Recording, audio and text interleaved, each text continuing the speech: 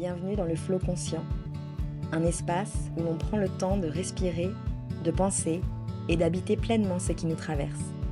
Une immersion dans le présent où le yoga, la philosophie et le développement personnel s'entrelacent pour éveiller le corps, le cœur et l'esprit.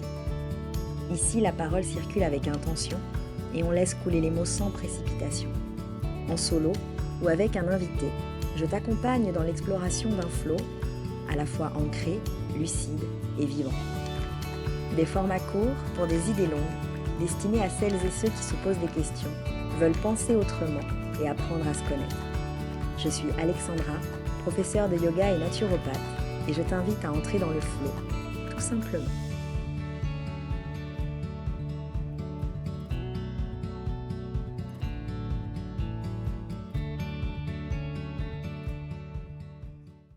Et bonjour! Bonjour et bienvenue dans ce tout premier épisode du podcast Le Flot Conscient. Alors c'est avec une certaine émotion, tu t'en doutes, que je me lance dans cette aventure du podcast. C'est mêlé d'appréhension et d'excitation, peut-être que ça s'entend dans la voix. La crainte que ce soit, totalement imparfait et en même temps cette espèce de conscience que, ouais, c'est OK si c'est pas parfait et hem et voilà et que d'épisode en épisode, j'espère pouvoir, m'améliorer et te proposer, des contenus de qualité.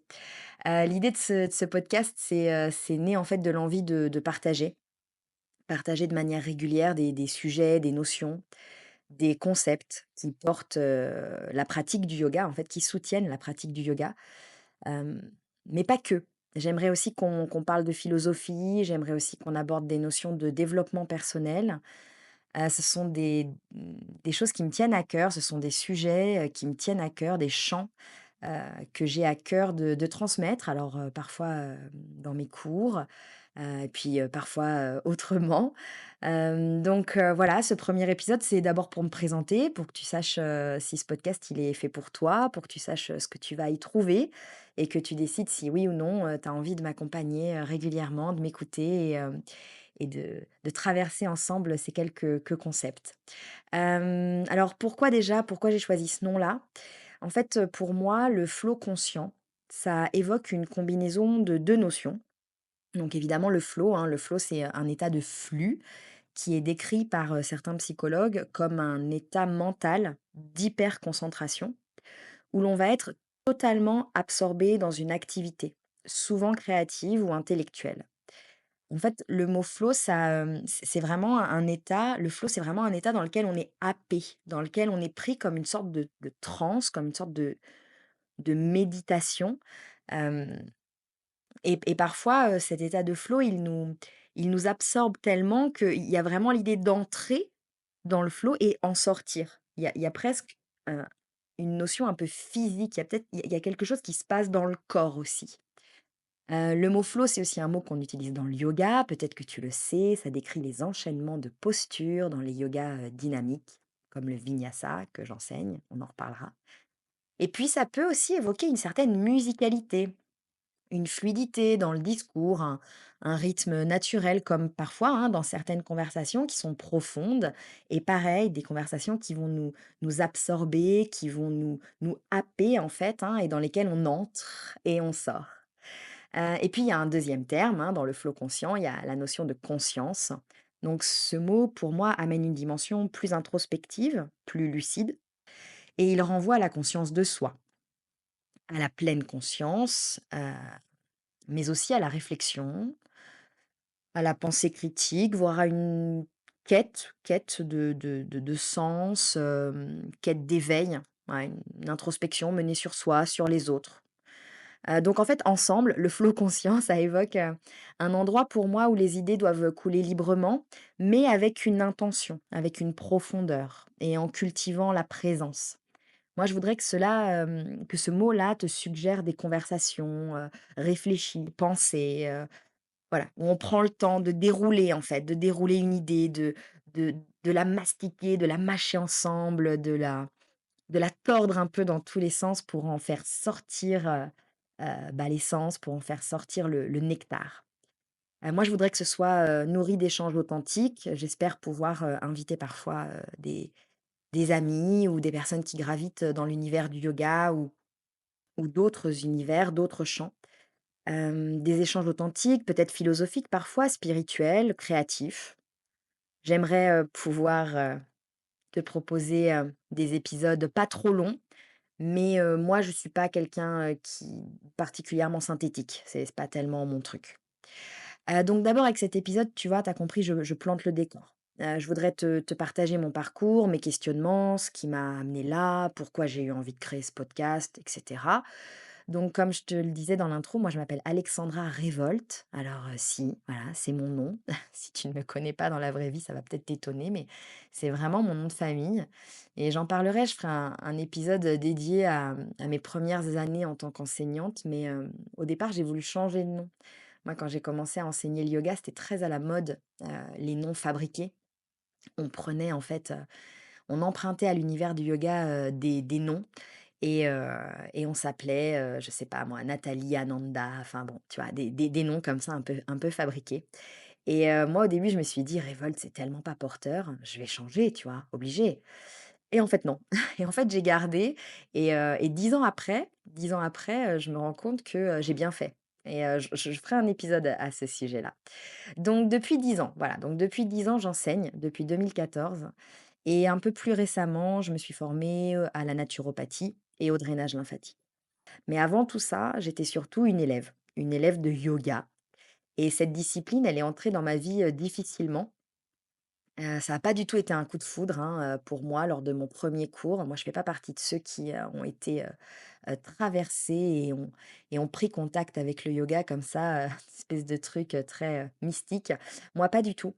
Parce que, lors de mon premier cours dans le 12e arrondissement, alors c'était à Paris avec, une prof qui s'appelle Laurence et en fait, c'était une collègue, une amie qui m'avait convaincue d'essayer, un nouveau studio qui avait ouvert juste à côté et comme moi je fais jamais les choses à moitié, hein, j'ai tout de suite, la première fois que j'y suis allée, j'ai pris tout de suite un abonnement pour plusieurs cours. Sauf qu'à la fin de la première séance, j'étais pas du tout certaine de vouloir y retourner. C'était assez éloigné, moi, des autres disciplines que j'avais pratiquées dans ma vie. Moi, j'avais fait de la GRS, pendant, 12 ans. Après, j'ai fait de la danse, et en fait, j'étais pas sûre de vouloir plonger dans ce yoga, donc là, je fais des R guillemets, dans ce yoga que je pressentais, assez vite, hein. J'ai pressenti que c'était plus vaste que juste les postures sur le tapis et j'étais pas sûre de vouloir ça. Mais bon, voilà, moi, j'avais pris cet abonnement et du coup, bah, j'y suis retournée, semaine après semaine et puis au bout d'un moment, j'ai été obligée de constater que j'étais mordue, que ça m'avait, attrapée, en fait et s'en est suivi un long chemin de cours, d'essais, de tests dans tout Paris, jusqu'à la rencontre. Alors je ne sais pas si on peut dire the one, mais lorsque j'ai eu la chance de prendre mon premier cours avec Patrick Frappeau, ça m'a semblé évident que j'avais trouvé mon professeur. Alors là aussi, hein, ça me fait toujours un peu d'émotion quand je parle de Patrick, donc t'étonne pas si c'est ce que tu entends dans ma voix. Hem, Patrick, je pourrais lui dédier un épisode, vraiment, en entier, à cette rencontre parce qu'en fait, ce que ça a changé dans ma vie, parce qu'en fait, ça a tout changé. Ça a tout changé, cette rencontre-là. J'ai pris des cours longtemps avec Patrick et puis j'ai continué de prendre quand même quelques cours avec d'autres professeurs et puis j'ai décidé de me former. Je me suis formée en France, en Grèce et en Inde pour pouvoir enseigner. Et j'ai donné mon premier cours donc en 2014 et évidemment je m'en souviens.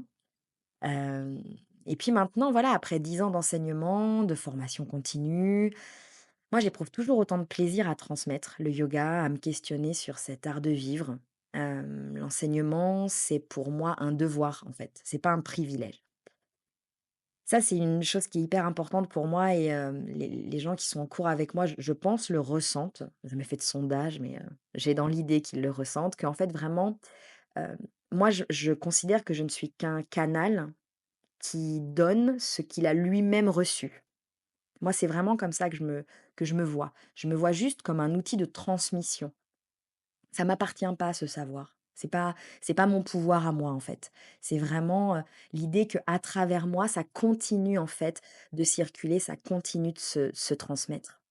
à travers moi et plein d'autres personnes, hein. Et ma vision et ma pratique du yoga, bien sûr, ça a beaucoup évolué en 10 ans, hein. J'ai fouillé, j'ai lu, j'ai demandé, j'ai mis en doute, parfois j'ai pris mes distances aussi.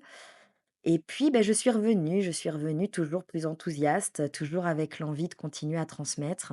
En fait, voilà, tu peux te rendre compte que c'est comme une histoire d'amour, vraiment classique, hein, avec ses hauts et ses bas, mais on est vraiment sur un schéma relationnel, assez banal et moi, j'ai tellement appris sur moi-même, sur les autres et je continue, hein, de découvrir des facettes de ma personnalité qui sont parfois mises en exergue par le biais de l'enseignement, hein, de cette figure publique, ce costume que j'enfile, à chaque cours. Je rencontre beaucoup de personnes, évidemment, que ce soit mes élèves, que je reçois dans les cours ou alors les autres professeurs et ce sont des apprentissages que j'ai envie de partager avec toi. Ce qui me tient à cœur, c'est de faire comprendre que la pratique posturale, c'est que la partie visible de l'iceberg. En fait, il existe, on le sait, on le pressent, il existe une philosophie, il existe des concepts bien plus riches, bien plus profonds que ce qu'on imagine ou que ce que le yoga moderne diffuse. Et au début de mes cours, moi, je tente toujours de partager ces notions-là, en essayant de les rendre, voilà, digestes, accessibles. Mais c'est vrai qu'avec ce podcast, je veux leur offrir à ces notions un espace élargi pour pouvoir les détailler, pour pouvoir les disséquer. Je crois que on pense un peu à tort que la philosophie du yoga est dépassée, qu'elle semble un peu inadaptée à nos vies modernes. Mais moi, en fait, je voudrais montrer avec ce podcast, je voudrais montrer que ces notions qui sont vieilles de 4000 ans, finalement, elles ont toute leur place dans notre quotidien. Elles restent des guides pour apprendre à se connaître, à vivre plus en harmonie, je dirais, avec notre époque aussi. J'ai envie d'ouvrir un espace de réflexion, de questionnement sur ces notions. Et puis sur toutes ces notions aussi qui sont attachées à ce qu'on appelle le développement personnel. Alors c'est vrai que c'est un champ un peu fourre-tout, hein, la notion de dev perso. C'est un peu fourre-tout, ça veut plus rien dire. Certains diront un peu bullshit, tu vois, mais ou genre enfoncer des portes ouvertes. Oui, c'est vrai, mais je crois que en se détachant des discours tout faits, en apprenant à prendre un peu de distance avec les injonctions au bien-être, on peut trouver une voie, on peut trouver sa voie, celle qui amène à faire des prises de conscience, des insights, qui nous fait grandir. Donc voilà, moi c'est ça que j'espère qu'on va pouvoir faire ensemble ici. Alors je dis ensemble parce que même si je vais prendre le micro souvent seule, hein, hem, j'espère pouvoir proposer des discussions avec des personnes, des invités, j'espère pouvoir le faire. Parce que ce qui m'intéresse, c'est qu'on puisse, interagir, qu'on puisse confronter, des visions. La mienne, qui est peut-être, pas du tout originale, hein, ma vision à moi, c'est peut-être, dans l'exacte continuité de ce qui m'a été, donné, de ce qu'on m'a transmis. C'est peut-être pas la un point de vue le point de vue le plus original qu'on entendra sur le sujet, mais en confrontant ma vision, ce que je comprends de ces concepts-là, en les amenant aussi parfois dans d'autres univers et l'idée, c'est qu'on puisse interagir quand même, toi et moi, pour que le plus souvent possible, tu puisses donner ton avis ou tu puisses partager ton expérience. Alors si jamais cet épisode t'a parlé, tout imparfait qu'il est, tout, 1er épisode qu'il est, je vais pas te lancer sur les premières fois sont pas toujours exceptionnelles, mais tu vois où je veux en venir. Donc si tu veux, si tu souhaites qu'on échange, si tu veux partager avec moi un sujet, une expérience, une réflexion, sache que tu peux me trouver sur Instagram, donc Alexandra Révolte. Si tu es dans les Yvelines, on peut se voir en cours, sur nos tapis. Si tu es un peu plus loin, on peut aussi prévoir un cours de yoga en visio ou alors une consultation naturo si c'est, plutôt sur ces sujets-là que tu te sens, concernée. Il y a aussi une chaîne YouTube sur laquelle, tu trouveras des séances de yoga et puis, ce podcast, pour lequel, j'essayerai d'enregistrer, des épisodes régulièrement. Tu pourras t'abonner pour ne pas louper les prochaines, propositions, les prochains épisodes, les prochaines sorties et puis, pour me soutenir, ça peut être très cool que tu partages, ce podcast à tes proches ou aux personnes voilà, auxquelles tu penses et qui pourraient avoir envie, de m'écouter. C'était le premier. C'était le premier épisode, c'était le pilote. Alors je sais que je dis beaucoup «mmh» comme ça, tu sais? Je fais beaucoup «mmh» comme ça. J'essayerai de voilà ça, tu vois? Je cherche les mots. J'essayerai de mieux faire à l'avenir, mais voilà, je veux que ça reste, quelque chose de très spontané. Je veux que ça reste, à mon image, c'est-à-dire, un peu sans chichi. Voilà, moi je suis quelqu'un un peu comme ça, un peu sans chichi, un peu, franco frais de porc, comme je dis des fois dans mes cours. Donc voilà, j'espère que cet épisode sera le premier d'une longue série et je te dis à très vite, pour la suite.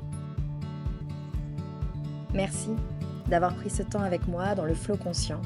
Si cet épisode t'a parlé, n'hésite pas à le partager, à t'abonner ou à laisser un mot doux sur ta plateforme d'écoute. On se retrouve très bientôt pour un nouveau souffle, une nouvelle réflexion. D'ici là, reste en flow et en conscience.